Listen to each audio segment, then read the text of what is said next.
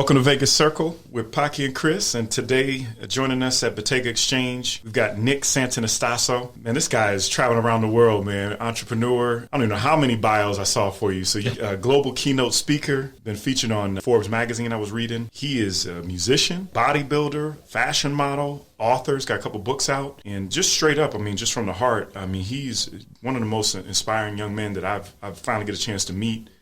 And he's really built his brand on turning the weaknesses into strengths, straight up. So live by that. So thanks for having me. Appreciate you, man. Thanks for having me. Excited to be here. Yes, let's jump right into it, man. So you're originally from New Jersey. Yeah, I'm a Jersey boy. What brought you out to Vegas from New Jersey? Yeah, speaking. Just a lot of opportunities out here, whether that's speaking or entertainment. We were saying, there's 3 million personal development events a year just in Vegas alone. Wow. I did not know that. So proximity is power, yeah. But I'm originally from Jersey, but I live in Tampa. And so just here for, the event, we're doing some nonprofit work for, the kids in some of the more tough areas. Yeah. And they can need that too. You coming to speak for Give Tribe, right? Yeah, Give Tribe, yeah. That's awesome, man. And this is your second time coming out year. For the second year in a row? Yeah. So we did it last year, and then we'll do it this year. And like I said, just trying to higher the consciousness or higher the level of thinking or the perspective or the way they look at it, and kind of plant some seeds that could blossom today or tomorrow or a week or years from now. They'll be like, oh, Nick said that. That's wild, But that's the power and the beauty behind speaking to kids is that they're so receptive. Whether they think it or not, their subconscious mind is always learning and it's always taking in stuff. And so whether they think they're learning or whether they don't want to learn, subconsciously I'm getting in there somehow. Yeah. So. Yeah. And that's cool too. We'll get into that a little bit too. You being a musician and your new single out. Yeah. But just starting off, man. So you actually have hand-heart syndrome. Is that what I'm understanding? Yeah. So can you talk a little bit about that? Yeah. So I'm 23 years old. In 1996, it was my mom's last pregnancy. She went in for a couple ultrasounds. Everything was great, and then she went in for a late ultrasound, and I sat my parents down, and the doctors started looking at each other with these weird faces, and they asked what's wrong, and they said, well, from the looks of it, it doesn't look like your baby's limbs are being developed. Looks like he's missing his legs, his arm. He might have cleft palate. His face might be messed up. And, they painted a very grim picture for my parents. And so basically what hand-heart syndrome is a super rare genetic disorder that either leaves the babies with undeveloped limbs or undeveloped organs. And so at the time of my birth in 1996, I was the 12th baby in medical history at the time that was diagnosed with the syndrome, and out of the 12, 8 of them had passed away due to undeveloped organs. And so they, told my parents I had about a 30% chance to live. And on the way we went, my mom had a C-section, and they immediately took me away, did tests on my organs, and my organs came back 100% healthy. The only thing that was affected were my limbs. So I had beat that 30% chance to live, being born with no legs and one arm. And from there, my parents were pretty pumped about that, I'm sure, right? Of course, and, from there, the doctors basically handed over a long list of things that I wouldn't be able to do. So how empowering, is the medical field, right? You won't be able to dress yourself, feed yourself, be independent, feeding to, you name it, they put a limit on me. And my parents gratefully were like, yeah, thanks, but no thanks. You may be the professionals, but you don't know, especially if there's only 12 kids in the world, you don't know what they're truly capable of doing. So we're going to just see what he's truly capable of doing. Sure. Yeah. And so your parents are special, man. I was listening to some of the things you dealt with, and man, I mean, from you actually cut your arm off to wrestle, and your parents, how were you able to negotiate that and get your parents on board to do that? I'll give you a little context. So when I was born, like I said, the medical industry, the doctors wanted to do some pretty crazy things to me. So they offered the suggestion, not a solution, just suggestion of chopping my finger off. They wanted to do that. Or they wanted to split my finger in two because it's 2 bones, so it's actually 2 fingers fused into one. Okay. Or they wanted to put rods in my quads. I know I'm not a rapper. Rods in my quads, basically bone lengthening, right? So they would put me in a hospital bed for 6 to 8 months, and every day they'd turn the rod and try to lengthen the bone so one day I'd have a better chance at using prosthetics. And, my parents said to the doctors, that's not our choice, it's Nick's choice, and he doesn't have a voice yet, so we're not making that choice, which I'm super grateful for that they did that. And so, like I said, when, years later when I was 16, I presented the solution for me to amputate my arm so I could wrestle. It was an easy choice for them because not only was it going to better the quality of my life, but it was me bringing forth the solution rather than someone else saying, hey, we should do this. Yeah. How old were you when 16. you were 16? When I did the arm? Yeah. Yeah. So you were probably like October, or you were a sophomore, probably junior I was a sophomore in in high school, yeah. Wow. Yeah. That's unbelievable, man.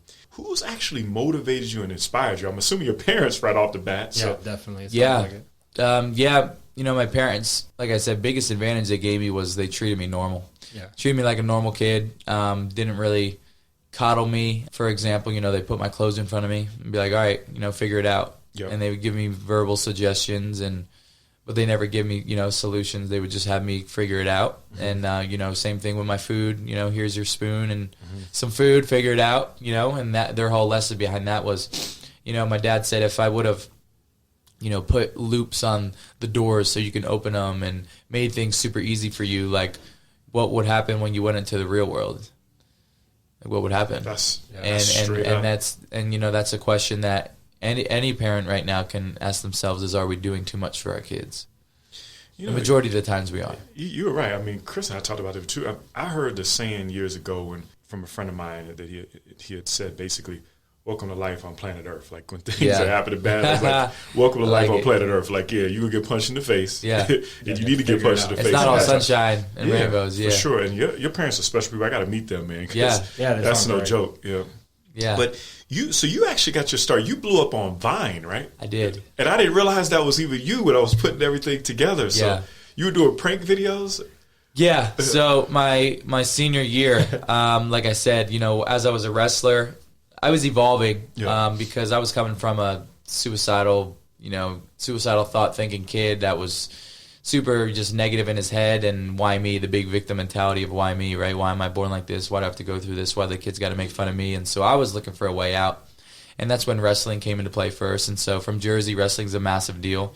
We got some pretty tough wrestlers over there. Yeah. And so my older brother was a wrestler. I looked up to him, and all my best friends were wrestlers. And so that's when that was the start of like, hey, because my right limb was 5 inches longer than it is now, my bone was growing faster than my skin. Okay. And so it was like your finger, but super sensitive. And if I would have hit my arm hard enough, my bone would have came through my skin. Oh, wow. And so, I marinated on the idea of becoming a wrestler and realizing that it would instill confidence in me. I'd be labeled as an athlete. I mean, that would fire me up. And so that's when I made the decision, and I presented the solution to my parents, and they were, accepted it. And so my junior year, I was a JV wrestler, not the starting lineup. And then senior year, I was the 106-pound varsity wrestler for my high school. And that just gave me, that was the start of my confidence, because I was a kid that thought you were either born with confidence or you didn't have it. But I realized that confidence is a skill. And, a synonym for confidence is self-integrity. And so as humans, there's so many things that we commit to and we don't follow through on, right? We're humans. Yeah, but we need to realize that every time that we commit to something and we don't follow through, we diminish our self-value, we diminish our self-integrity, we diminish the relationship we hold within ourselves. And so if you notice someone who's not really on the right path, it's probably because they've committed to something multiple times that they haven't followed through. So they haven't built that belief in themselves, right? People think it's the belief that comes first. You got to do the work, and then the belief comes after. And so you straight up truth, man. So you do the work, you commit to yourself, right? What's the most important relationship you should be working on? You're on me, the mirror, mirror. Exactly. And majority of the times, as humans, we're craving and seeking validation and guidance from other people and praise from other people, when we should be actually loving on ourselves and praising ourselves and committing to ourselves and just like really, gambling with ourselves, like putting all our marbles in on ourselves. That's straight right? up. Yep. And so I gained enough confidence to put myself out on the internet as, becoming a wrestler. And so I wanted to create something where I can not only make people laugh, but inspire them at the same time and show them, regardless of what hand life has dealt you with, that it's our duty to play that hand. And so what better way was thinking of something that has never been done before. And this was strategic, right? I needed it to be strategic, something that was going to, catch people's attention in 6 seconds and then be like, oh my God, I want to see more of this. And so I realized that there wasn't any legless guy crawling around Walmart pretending to be a zombie. Yeah. And so, that was like, that's a good idea. In Nick's head, that's a good idea. Yeah. And so my senior year, I put fake blood on my face. I put fake blood on my clothes, and I set out to my local Walmart in New Jersey. And, I pulled this prank, and it was 6 seconds, and this guy threw paper towels at my face. And my goal was for it to reach 500 kids or adults. You know, that was my goal. I just want like 500 views. You know, that'd be pretty dope. And I posted the video, and I went to sleep for school the next morning. And when I woke up, it had over 80,000 likes and over 80,000 rewinds. In 24 hours? Yeah, less than 24 crap. hours. Okay. 80,000 likes and rewinds. I gained 50,000 followers while I was sleeping. And I had no idea what was going on. And so I go back to school, and people are like, dude, you're the zombie king. And I'm like, what did I do? And so that's when the pranking really got involved. I realized that, you know, it was catchy and people liked it, and so I started making funny videos. And I think that's really who I am on the deep core of me is I'm just a kid, and I'll always be a kid. But when you see me on stage, I turn on my own. I'm an adult, and I'm sophisticated. You know, but I think kid. we all do that. Yeah, though, we all have, and that's the thing. You know, I think we all need to do more things that bring us back to that little kid inside. Because, you know, we go through the motions, we go to work, we, you know, be adults, right? But what really makes us that fuzzy feeling and makes us feel fulfilled is always going back to those things that fired us up as a kid, right? And, you know, it makes me curious. It's like, you know, even at a young age, you're talking about 15, 16 years old, you're making these conscious decisions to build confidence. Like, where do you think that comes from? Because I don't even think it was conscious. Oh, really? Really? It was not No, subconscious. yeah. I think it was just like fight or flight. Like, I need to do something that's going to make me feel good. I didn't know that I was trying to build confidence, but over time I realized, like, oh, I feel a little bit better about myself. I feel a little bit better about myself. Oh, I'm an athlete. Yeah. Oh, you know, Those endorphins girls know me as a wrestler. Like, all these things, right? Yep. And, you know, to be fully transparent, females were my biggest suicidal trigger as a kid.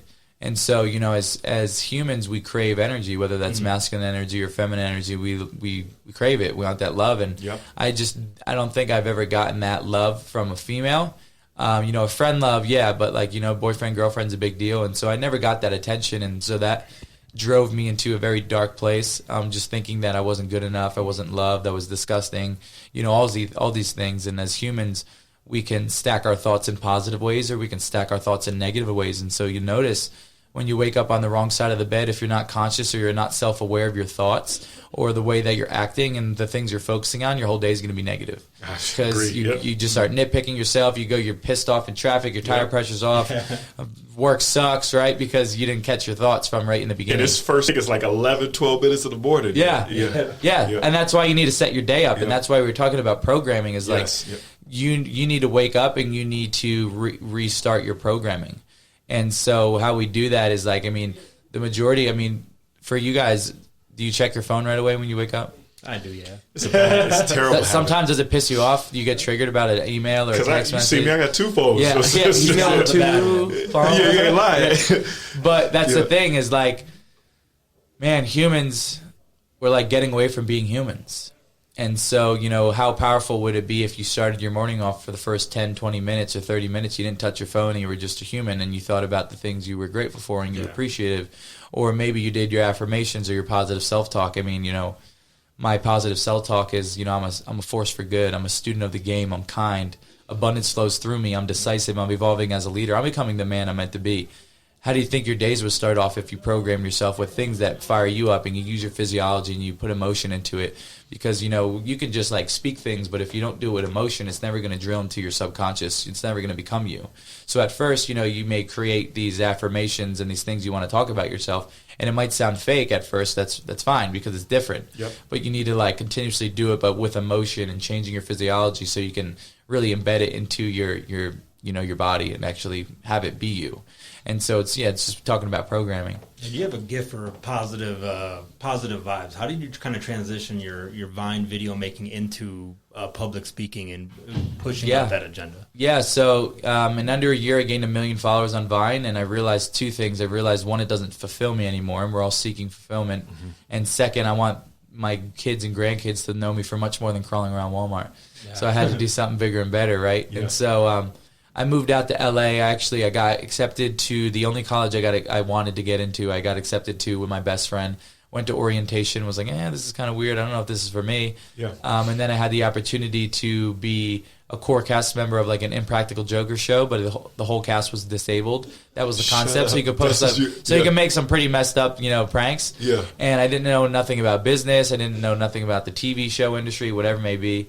And so they're like, we need you out here by this time. We got to film the pilot. It's going to be great. Here's your pay. Like, they already, you know, laid everything out for me. And so I told my parents, I was like, I'm not going to college. I'm going out to be a prankster. And my dad was like, I don't know if that's the move. And my mom was like, as long as you're happy, I'm happy. You know, and that's the balance between my parents right there in a nutshell. And so I persuaded them, and I moved out there with a roommate. I just picked a dude that was only, like, he was old enough to just move, you know? Yeah. So I was like, you come with me if you want. And I need some help. And, you know, I moved out there. I signed a small loft in Glendale, right outside of Hollywood. It was a shack for like $1,600-$1,700 a month.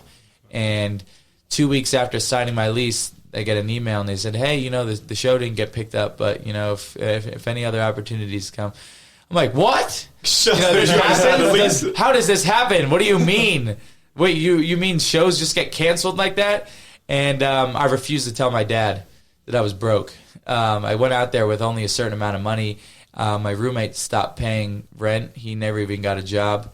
And I was sleeping on a pile of towels and my laundry. And I was eating peanut butter and tortillas and noodles and anything that was easy to fill you up. And because I would save my money to pay my rent, because my dad always engraved to me, credit's important, credit's important, credit's important. Yeah. So I was like, I'm going to pay my bills and I'm not going to eat because I'm not trying to mess up my credit. And so I kind of refused to tell my dad I was broke. You know, I was like, hey, I just asked him for a couple dollars here and there, but he didn't really know how broke I was. And so I moved home. I was like, man, well, you know, what's next? And I was always envious of people in shape, never knew if I could be in shape. And so I'm analyzing the fitness industry. And again, I said, wow, just like Vine, I used my unicorn body to the best of my abilities. And how can I do that in a different industry? And I looked at fitness and I thought, well, one, there's no bodybuilder with no legs and one arm bodybuilding. So if I do it successfully, people are going to watch. And two, you can't buy a fit body. And so if I got shredded, no one could take that away from me and say, oh, you just took a pill, or you can't. It doesn't work like that. And so that not only is no one could take that away from me, but it's extremely marketable because it's real.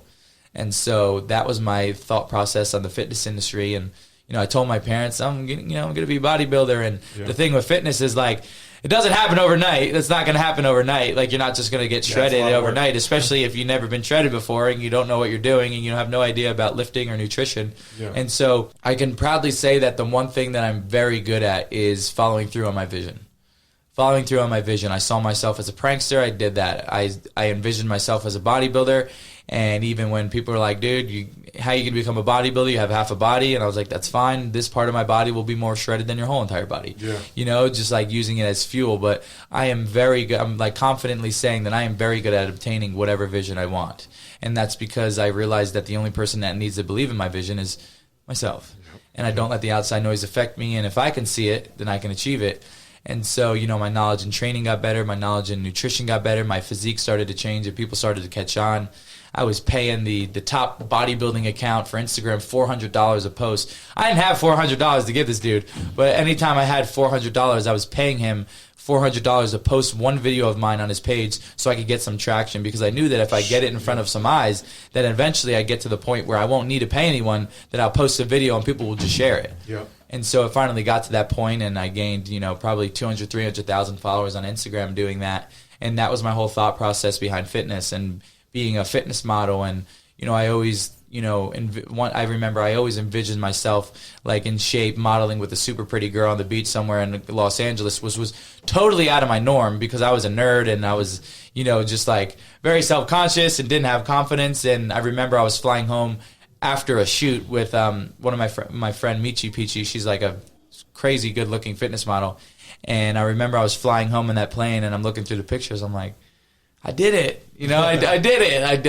That vision I always had, like, dude, like. Were you writing this stuff down, or what were you doing? Yeah, I mean, like a vision board or something? To be fully transparent, I need to get back to journaling. I fell off these last couple of weeks with journaling, but it's so powerful because, you know, there's something to not only in really writing something, it engraves it more into you, but when you're continuously writing your goals and you have your visions and these dreams and ambitions, they're more frequent. You think about them more frequently, and when you think about them more frequently, you're more in tune to see networks, opportunities, resources, people that can help you achieve those goals. Yeah. Especially when you're not only writing them down, but you're not just speaking it into the universe, but you're sharing with others what your goals, what your ambitions are, because you're one person away, you're one handshake away, you're one conversation away from changing the trajectory of your life. And so no one's going to know what you want to do in life if you don't share it. I agree, man.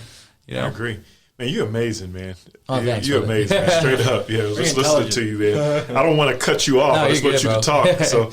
So you, talking about bodybuilding, Yeah. how in the world you get connected with The Rock? You guys weren't you guys here in Vegas? Yeah. Yeah. Yeah. How did that happen? It was guided. It was guided. Yeah. Okay. So, like I said, I'm a big believer in energy, and when you're vibrating off a certain frequency, when you're burning, we're electrical beings. Like, it's real. That's not fake. Like, we're electrical beings, right? Yep. And so if we're vibrating off a certain frequency, like I said, we're just, you ever have a moment where like something happened or someone, someone popped into your life or a conversation happened to your life and you're like, wow, that's weird. Yeah, all the time. You ever have that? Of course. That's because you're being guided. Yeah. You're guided. I don't care what. We're not even talking about religion. I'm talking about energy. There's a higher energy here. Yep. There's a higher energy on Earth or in the universe. That's facts. And so, I went to the expo. I went to Mr. Olympia. So I was 12. I was doing a bodybuilding show. So I was 12 weeks out. I was doing a 12-week preparation. I was 2 weeks out from my show. I went to the expo Friday. I went to the expo Saturday, and I decided to chill Sunday. And instead of going to the expo, I went to the gym. And there's a gym here called City Athletic Club, and it's famous because it's famous because the lighting makes you look better than what you look like. They have amazing lighting in there. So I suggest anyone go to City Athletic Club. They don't pay me for this stuff, but go there. And so I go in there, and my buddy runs up to me. He goes, "Dude, The Rock's upstairs lifting." And I'm like, "That's pretty dope. Can I still get my lift on?" And he's like, "Yeah." So I climb up these stairs, and lo and behold, there's Dwayne with like 4 security guards around him. I'm like, "Oh my god, it really is The Rock." And previously, he's already tweeted at me from my bodybuilding videos, so he already knew who I was. And so I told my friends, I said, let's not bother him. I stick out like a sore thumb. If he sees me, let's test his character. He'll come up to me. Like, it's The Rock. He'll come up to me. And so at first, there was a point where I was sitting there lifting. He was right next to me lifting, and we weren't even talking, looking at each other or anything. Just giving each other space. You do that on purpose? Yeah, for smart. sure. You smart. Yeah, because, like, dude, people just want to get treated like people, That guy's the majority of that time probably feels like a zoo animal. I mean, if I feel it sometimes, that guy feels it way more than I do. And so, if anyone wants a little tip on how to like connect with celebrities, don't freak out over them. Just compliment their shirt or say something genuine or actually care about them. Yeah. And so I was chilling. We were chilling. And then 45 minutes later, a security guard came up and was like, tapped me on my shoulder. He's like, "You're Nick." And I'm like, yeah, it's coming. Yeah, I knew it. I feel it. He's like, "Can Dwayne meet you? He wants to meet you." I'm like, "Dude, come on, bring him on. I've been waiting for this, right?" And so they escort me over to the corner. Dwayne, he comes over, he gets down on my level, he goes, "Dude, I'm such a big fan. I love what you do. Can I have a picture with you?" And inside I'm like, "Oh my God, I love you." Fangirling, but on the outside I'm a stud. I'm like, "Yeah, bro, I can get a picture with you." Yeah. And so we took a picture, and I told him, I said, "Dude, I'm gonna do what you did."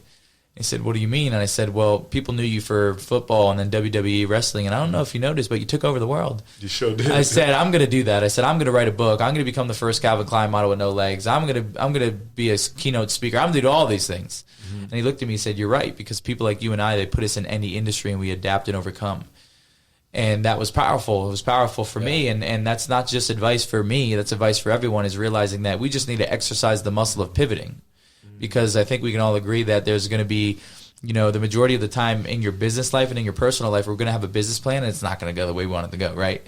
That's always. And you got it. Just a little shift. It's 2 millimeter shifts. And so if you exercise the muscle of shifting, when a problem comes and where you have to pivot, it's normal for you. Mm-hmm. It's just like so many people don't like uncomfortable things because they're not comfortable with being uncomfortable. So you have to continuously put yourself in uncomfortable situations. So next time when something's uncomfortable, you just you step up. Like, you're like, "This is my time because I know I'm going to grow." Yeah. You know what I'm saying? And so, we took the picture, and I told him about my competition, and I was 2 weeks out from it, and that's the only reason why I looked as shredded as I did. And you looked ridiculously shredded. I'm making me feel fat right now, man. Thank you. Yeah. Well, that's 10 week. That's 10 week prep. A 12-week prep, and that's the thing. I don't even share this much, which I should, because it's powerful. I knew that if I would have stepped on that stage fat, people would have clapped for me anyway, because I have no legs and one arm. It's not the way I roll. I'm trying to win. I'm trying to be shredded. Love it. I came out and I took third. I beat full-bodied guys. Love it. And so that was that's for me. That's not for anyone else, bro. I'm not here for the applause. I'm here to win. Yeah. I'm here to get things done, right? And so just to give a little bit of context, dude, I could have walked out at 11% body fat, 12, 13, 14, and people like, whoa, you're so inspirational. Yeah. It's not me. I came out as like 6% body fat, just to show people what's good. I had to let them know, That's and so, what's up, man. yeah, 2 weeks later, I'm backstage, I'm pumping up for my show, and my buddy goes, dude, The Rock just posted you on his Instagram. I'm like, oh my God, did he tag me? This is going to be amazing. And he did, and he wrote this really long, heartfelt message, and at the end he said, I want to thank Nick for sharpening my perspective a bit more in life. And that was like very empowering for me, because it was just proof of concept that if I could not only motivate and inspire, but shift the top tier of the world, that I may not have legs, but I'm here to make a massive footprint in the world before I leave. He gave me a lot of confidence in my message and in my ability to shift lives or shift perspectives. Yeah. Which, like I said, I don't like motivational speaker. I like shifter of perspectives. My goal when I'm on stage is to get you to look at the world a little bit differently and make a shift in your life that doesn't just happen, or you're not just motivated for the day. You go ahead and you take that change into the world. You take that change and you continually change, and you spread it to your family and your business. Like, I'm not here for quick fix. I'm here for longevity. That's awesome, man. Your first time getting up on a huge stage and being in front of a massive crowd, how do you handle that type of pressure? It seems very daunting. Yeah. Biggest time I was nervous, actually, I was in China. It was my first time in China. It was my first ever speech. And I was like, I don't know if they're going to like me. I have a translator. It was my first time I had a script and all this stuff. And I'm in the green room, and all I hear is, Nick. And I'm like, oh my God, I'm freaking out. Like, I've never freaked out so much before a speech, because it was new. It was super new. I had a translator. I had this 8,000 word script that I was trying to study. And because things aren't translated the same in English as they are in Mandarin, so you got to watch what you say. It's got to come out the right way. Sure. And so I did it, and just like everything, once you do it once, like it becomes like you get more. You set the tone. You get more comfortable with it. But people always ask me, like, stage fright, all this stuff. When I'm backstage, I do get butterflies, and it's just like, what's the meaning you attach behind that feeling? And so, a lot of people would attach, like, I'm nervous, oh my God. But when I feel that way, my meaning behind it is that I'm alive. My blood is rushing through my body, and I'm right where I need to be. And now, I've evolved into a monster on stage. And the only way I did that through repetition, just continuously getting on stage, and every time I get off stage is like, how can I make that better? How can I, those little 2 millimeter shifts we were talking about, how can I get a little bit better? And so, now I got back from Singapore, Australia, and with Tony. Speaking, you were Tony Robbins, right? Yeah. And so speaking, like, the most credible stage in the world is Tony's stage, and 8,000, 9,000 people. And the last time I was on stage, I was backstage, and I said to myself, I was super calm. I was weirdly calm, and I was asking myself, like, why are you so calm? Like what's going on differently in your head? And I just realized that I kind of realized I'm right where I need to be. And then what I've realized and kind of let go is when I'm on stage, it's no longer me. I'm channeled. And so something is channeling through me. I'm just the boombox, per se, right? So the energy is just translating through me, and whatever flows through me and whatever I say is going to be the right thing, and being confident in that. And so, now I'm just like, I know I'm right where I need to be, and that, I'm guided. That's one of my, new affirmations is like, I'm right where I need to be, and I'm strategically put here to, make an impact because the world's hurting. And so when you believe that, it's all about being certain. You're doing it. You're straight up doing it. You straight up. And I noticed when I was listening to you speak, obviously it's the first time we meet, but it seems like your goal is like to talk individually to the person, not to the crowd. Yeah. And I got that, because when I first started, I was tearing up, man, listening to you. I said, damn, man, I thought you were talking to me. And I think that's the goal of connecting. You know what I mean? Yeah. And that's why I think you're so impactful. Thank you. Yeah, I appreciate that. There was, my last speech, I was in Australia, and there's a big event company. Basically, they run all the events outside of the U.S. They help Tony put on, and they just do a lot of work, like the biggest names. And one of the owners, he came up to me and he's like, I've watched, hundreds of speakers, and there's a difference between a speaker that, impacts the person in the front row, and there's a difference between the person that impacts the person in the front row and the guy way up there in the crowd. You get him to move. He said, and you do that. Yep. And he said, it's a gift. And I didn't realize, I didn't realize that I do that. And so it was nice to hear that. And yeah, man, it's just like going in there and just like making sure everyone feels loved. And then I'm looking at them, and, I'm eye contact. Like, you'll notice that I look everywhere and I make sure everyone feels me at least once and know I'm there, because like there's no point in just like staring at one spot. Like people need to know that you're being talked to. You know, you got to show everyone love, and so. But like I said, those 2 millimeter shifts. Always just looking to get better and provide more value, have better stage presence, whatever it may be. Yeah. Okay. How much do you read? Read? Yeah, good question. Read a lot. I don't read as much as I should, to be fully honest. I think you would. Yeah, I think you said that. Yeah. Now I'm thinking. I was like, I just thought to myself, like, dude, imagine how smart you'd be if you read. I'll read more. Yeah. And so probably need to do audiobooks, man, as much as you're traveling. Yeah, audiobooks. But what I've realized is, and this can sound like common sense, but it's pretty funny because we say common sense and it's not found common. Yeah. Right? True. Not many people have common sense. True. And so it's reading a knowledge that's congruent with what you're trying to work on. I found out which is the most efficient, profound way to learn. And so, like, right, if you're learning about sales, if you're trying to build a sales funnel in your business, you should probably read sales funnel books rather than real estate. Yeah. And that's that's a breakthrough that happened to me. I remember I'm sitting on my couch and I'm reading a real estate book. We're working on sales funnels and email campaigns in the business, and I'm reading a real estate book, and I'm thinking to myself, like, why haven't I had a breakthrough yet or anything?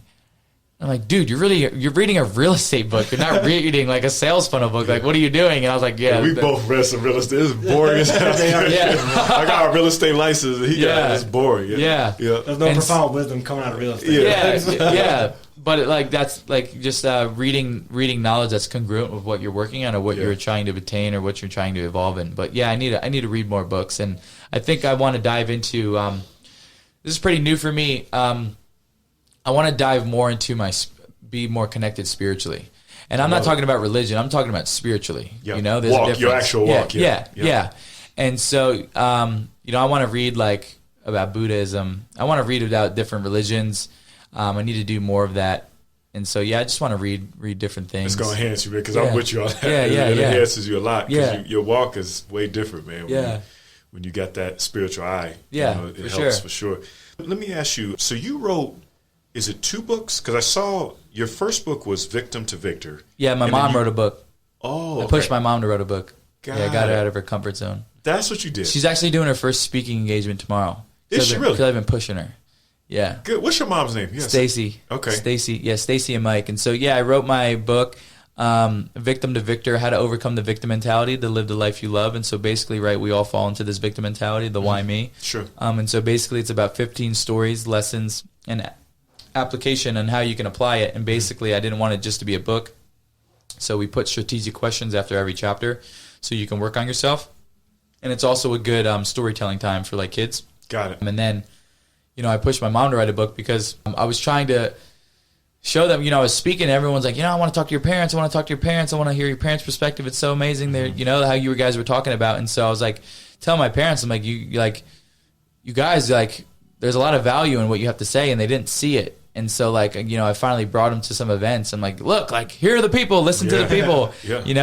And my mom, she loves reading, and she always said she wanted to write a book. And I'm like, yo, like, what are you waiting for? Like, step up, like, let's do it. Let's ride. Like, write a book on the parents' perspective of how you raised me. Mm-hmm. And so she did. And so it's Born to Break the Boundaries. How we raised our adaptive child in a handicapped world. She's gonna change the world with that. Too. Yeah. We're gonna speak that into existence because that's gonna be cool. Because there's so much BS going on, and we were talking about off air. It's just all your mind. So I'm happy she's coming. When is that gonna come out? The book, it's out. Oh, so it is on out now. Amazon. Okay, yeah, awesome. You can find it on Amazon, and she's going to be speaking tomorrow in Florida at like a women's like an empowerment little like get together. Okay. And so shout out mom. That's great, man. Mama Dukes. That's exciting. Yeah. Just kind of flipping it a little bit, talking about personal branding and all of that. What do you want your personal brand to represent? Everything. I want to do everything. Maybe I didn't answer this right, but I want to, like I said, like right now I'm taking over speaking. I want to take over modeling. Like I want to shake up the modeling industry. And then what I've realized is I can only reach a certain amount of people through personal development stages. There's only a certain amount of people that go to, business seminars and Tony Robbins seminars, whatever it may be. And what moves masses is music. And my whole life, my kid dream, like, that little kid dream you have was I wanted to be a singer and I wanted to be a rapper. And I used to tweet like, I'm going to be hanging out with Wiz Khalifa one day and all these things. Like I tweeted it when I was young. And so basically, I tried out for American Idol when I was like 15, 16, The Voice. I did Disney World has American Idol. I took like second in that, but I never made it anywhere. And so I think that I didn't have the belief yet in myself to obtain that. I don't think. And as a 16-year-old kid, I was like, oh man, I'm gonna go in American Idol, win it. I don't gotta go to school. Like, this was my plan. I was like, I thought I had it in the bag before I even went. Yeah. You know, that's how much I believed in myself. Yeah. And and my parents were always like, my dad is like always weirdly right.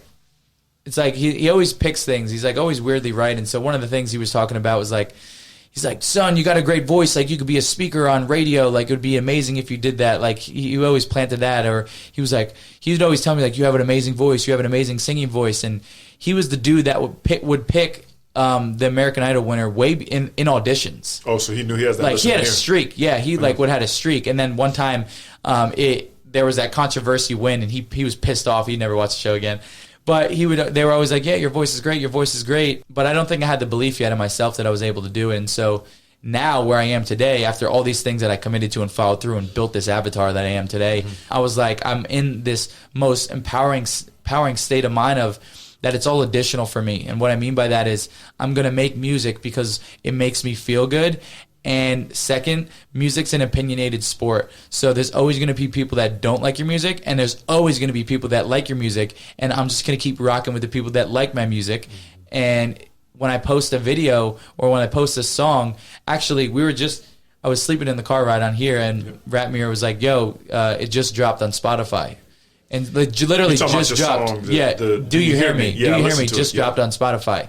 And so I haven't even really, no one even knows it's on Spotify right now. I just found out in the car. And so I'm at the point in my life where I was like, I'm just going to make music because it makes me feel good. And I know that it's all additional. It's all additional impact, whether it saves one life, 1,000 lives. It's therapy too, though. Yeah, it's therapy. for sure. That's why I listen to music. Yeah. And I'm at the point where I know for certain I'm going to do it. Like, it's going to happen. Eventually, I'm going to be touring for my music. Like, I don't have any doubt in my mind. And that's like majority of half the battle, just like really believing in your ability to obtain that. Yeah. But my brand, back to my brand. Yeah. Sorry. Yeah, so my brand is kind of want to set myself up as like the most interesting man in the world kind of thing. And you just like, this guy does everything in this unique situation. How? And then basically, you know, telling them that it's all about their mindset and the way that they think and the way that they operate and the way that, you know, our programming is and how we have past programming from our parents and the way they raised us and the way they talk to people. And our relationship with money goes back to the way your parents had money. Like, people aren't even self-aware of that. So basically, you know, my goal is whichever way that I can get in front of people and raise the human consciousness and get them to shift their perspective. That's awesome. Great. Break through their limiting beliefs because, you know, what I've realized over the 23 years of my life, it's not the physical body that holds us back, but it's the mindset, right? And so just showing people that, you know, I have like, you know, songs all over. Like, I have some songs that I haven't finished, and I have a lyric in my song. It says, when you see me on the street, you say, oh, he's disabled. But when we compare mindsets, now I'm the one who's able. It's just like, you know, like you can think I'm disabled, but when we compare mindsets, like, you're the really one that's disabled because your limiting beliefs are crippling you. You know, it's funny. I got a close friend of mine named Mike Popovich that been mentoring me and stuff. Been friends with him for years. Yeah. And I remember him saying, you kind of sparked it a little bit. He was saying to me years ago, when he's built businesses, he's done a lot of stuff, like retired, like 32 and stuff. He was saying with his dream, he was like, I saw myself there like a million times. So it wasn't I like, love that. Yeah, like it wasn't new. It wasn't He's not new surprised. at all. He wasn't surprised at all because he literally, when you talk about the affirmations, he said, man, Joe's affirmation, I saw it so much. Visualizing, talking and speaking it, and then talking in the mirror, doing whatever. He was like, it's going to happen. Yeah, I need to do more. I need to do more visualization too. And the reason why visualization is so empowering is because the mind can't decipher whether it's real or not. It's called neuromirroring. And so basically, when you visualize something so detailed, like, because it's a muscle, you got to practice visualization. But when you visualize something, your brain can't process whether it's real or not. I already know about it. There's studies on that. It's real. Mess you up. It's real. Yeah. That's why, like, Michael Phelps, they said Michael Phelps one of the biggest visualization dudes in the world because he visualized himself jumping into the pool and winning like thousands and thousands of times. And then, you know, when we do it, and people are like, oh, are you surprised? I'm like, I've been here before, you know, like I've already been here, you know. That's awesome, man. I could talk to you for hours. So switch it a bit because we always want to talk about Vegas for sure. Yeah. You travel around the world, so it seems like you're already doing things for fun on a regular basis. Yeah. But while you're in Vegas, what do you like about Vegas? What I like about Vegas, love the mountains. To be honest, like I was just like looking into the mountains and the sunset, and I think mountains really give you perspective of how small you are. Yeah, sure. You know, and then that's the Have other you been thing. out to Red Rock? No, I haven't been yet. Okay, yeah, you gotta go. Yeah. So the mountains, I like that it looks like this big city, but it's really not. Yeah. And so I know that I can, like networking wise, I could take it over super easy. I just need to move here for a couple months. 30 days. Everything's 30 minutes. Yeah. For sure. So being out here, but proximity is power. So being around more opportunities and more events and more entertainment and more people that are involved in entertainment and speaking. I mean, there's so much opportunity out here. And then I like the fact that the airport, you can get, like we were saying, you can get, like, you can fly to LA in an hour. Like, what? You know, it's incredible. There's multiple flights throughout the day in Phoenix. And you know, one of my big hobbies and passions now is snowboarding. I have an adaptive snowboard, so like we're close to like snowboarding places, and so and then you guys got a big lake, so we can go wakeboarding. So like it's got pretty much got everything. No alligators. I ain't got to worry about alligators. Like Florida. I'm moving here, huh? No, you know what I'm saying. Don't you have family in Florida, don't you? I do, yeah. Yeah. So I love it, and I think not only me, I think it's good for everyone, but like I think a couple years we just need to like get in a different zone, like get in a different environment, because it shakes you up and makes you evolve a little bit more. And so just I like change, you know, like I like switching it up, and maybe that's why I'm so easy going with traveling. But I would like to, you know, call this place home. And we were talking about real estate, and you know, with the stadium going up and you know the value is going to be going up, I want to, you know, buy a place or two, just like an investment place here, and just have home base out here, and maybe have a home base back in the East Coast. But you got to go where people play. You know, you got to go where the people play. That's true. Well, Vegas be lucky to have you. You should definitely think about it. It's a good place to be. I'll tell you that much. And you just like anywhere else, you just got to filter out the good pockets of people. Of course, you know? Sure. You know? Yeah. One of the questions we like asking everybody is, what's their favorite restaurant in Las Vegas? Oh yeah, okay. I went to in the beginning of the week, I brought my girl out here, and we went to Sarah's. Sarah's. Oh, where's that at? It's a speakeasy inside of the barbecue place in the Palms. Oh, really? I didn't even see that before. Heard that either. That must be a little hidden gem. It is. Okay. So basically, it's like a 19. Because Palms just redid a lot. They put a lot of money in. It's like a 19. It's like an old feel, like 1960s, 70s, or 80s. I love speakeasy. So basically, so you go into the barbecue place. Well, I made a reservation, but you go into the barbecue place and you say, you know, I'm probably letting out a lot of sauce. Sorry, Vegas. But you know, you make a reservation or whatnot, and a different host comes out and she walks you through the wall, opens the wall, and it's a different restaurant, and it's like super low key. I didn't even know that was there. We was just we had breakfast over there, so that's funny. Yeah. But it's super low key. But you guys got In-N-Out. You know, we don't got In-N-Out in Florida, so it's dangerous. And I like the fact that, like we were saying, not only is everything just like 30 minutes away, but everything's 24/7. You know, like, it gets you in trouble, but you want to keep your money because it gets you in trouble like, too. When I lived in LA and I was broke and alone, like what I would do for like therapy is just drive around the city at night because it was just still going. Yeah, you know, and I could just observe and just drive around and listen to music. Yeah, and there's so much money at LA, man. It's always just kind of like a two-part question. What's some of your personal goals, and where do you see yourself in the next maybe 5 years or so? Yeah, personal goals. Personal goals. Yeah, I want to have an album or a project done within like 6 to 8 months. So with music, like 6 to 8 months. Still learning how to DJ. Mm-hmm. I was with. I think you saw the video. I was with Aoki at Hakkasan the other night, burning it down. Yeah. Oh, that was fun. He lives in Vegas too. So that's cool. Yeah. He's got a residency here. Yeah, and so learning how to DJ, had the project out within 6 to 8 months. Business is systemized. Just have all the systems in the business. And personally, just like I said, my main thing, what I get off on, is giving people experiences or being able to spoil my family or my friends or like a girl, whatever it may be. And so like I just, you know, financial freedom, we're all seeking that. So I want to buy some real estate investment personally. That'll make me feel good. And just like, just being able to set myself up so I can just give people experiences and fly them out to places and do things that they never expected they'd be able to do in their life, right? So that's what I want to do. And then in 5 years, oh man, let me just rattle off all the things I'm going to do then. Like I said, DJing, so probably touring for DJing, touring for rapping and singing, performing. I'm going to be an actor. I want to be an actor. I basically want to be like a modern day Avenger. Okay. Like a superhero. Okay. So like you've never seen an actor with no legs and one arm that's jacked, right? So imagine if you were watching like some superhero movie and I jumped out of a suit and it was actually me and I was like doing some, beating up some super villains and stuff, and I jump back in my Iron Man suit and fly away. Yeah. Or maybe it's an army movie and I'm a retired general and I got blown up, but I'm shredded and I'm giving like a motivational speech to my guys before they go out to war. Like, I have all these ideas. That's gonna happen. Yeah, man. yeah, that's exactly. Yeah, that's why I'm speaking into this microphone. That's gonna happen. Yeah. So I want to like I said, like The Rock, the acting world like the movie world had to confine around The Rock because he's The Rock. Like he can only play The Rock. Like The Rock plays The Rock, right? Yeah. And so they had to like adapt to him.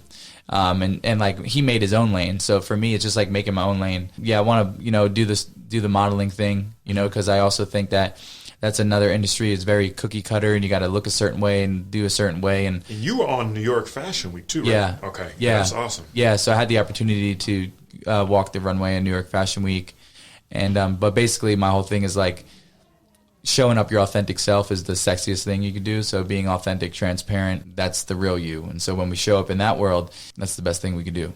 That's awesome. Yeah. What would you say your message, because I know you dealt with what you talked about when you were 16, but what would be your message to the kids, especially with low self-esteem and all this social media, cyberbullying and all this crap that's out there? What would you say to, just one kid listening? Yeah, everything you see on social media is not as you seem. These people flexing, these people that are showing that they're happy. It's really not like that. And so what we're doing is, like I said in my song, is comparing our lows to the highest, the people's highlight reels. And so just always remembering that the most important relationship that you can work on is you. And so like stop seeking validation from other people, like love from other people. Like we need to start loving within. Mm-hmm. And when we love within and we work on ourselves, whether that's getting in the gym a little bit or whether that's, doing these little micro goals, like setting little micro goals, but just like focusing on yourself, whether that's becoming a better student or whether that's becoming a better sister or a brother or loving and contributing and giving more compliments, whatever it may be, but just doing more things that fill you up and make you feel good and building your relationship within yourself. So then, as the goals get bigger and the dreams get bigger, that you have more confidence in yourself. But always just remember that, it comes down to you. And like you're the captain of your boat and you control your destiny and you shape it. And you may not be in a great environment, but you can control your thoughts and what your self-talk. And humans are the only creatures in the world that can think a thought and make ourselves pissed off and think a thought and make ourselves happy. And so just being conscious of always having positive thoughts, even in the hardest times, right? It sucks, it's hard. Yeah. But just being conscious and self-aware of your thoughts and the things that you're telling yourself. And maybe if you're not in the right environment, you can still, print out pictures or look at pictures of what you want and have things that pull you, have a vision that pulls you, but just keep yourself motivated, self-motivated, that's the whole thing, is like working on yourself is super important. Yeah, I 100% agree. And I know, and we could ask you, 200 questions, rip them off, but is there anything we should have asked you that you want to get out to? Because we like giving people the platform. Anything that we should have asked you, anything that you want to share that's on your mind? Oh, it's a good question. Never flip the script on me. Yeah. No, I think we hit a lot of it. I like the questions, but yeah, at the bottom line is, there's so much lack of belief in self lately. No one believes in themselves. It's like, why? And my favorite rapper, Russ. He's one of my favorite rappers, and so we talk about this concept of like, I'm not waiting for someone else to crown me. I crowned myself a long time ago. Gotcha. And when you crown yourself a long time ago, like you believe in yourself, you committed to yourself, and like you're not waiting for anyone else to tell you you're good enough. Like you're already good enough. Do your thing. Do your thing, and so it's just like staying true to yourself and believing in yourself, and just like I said.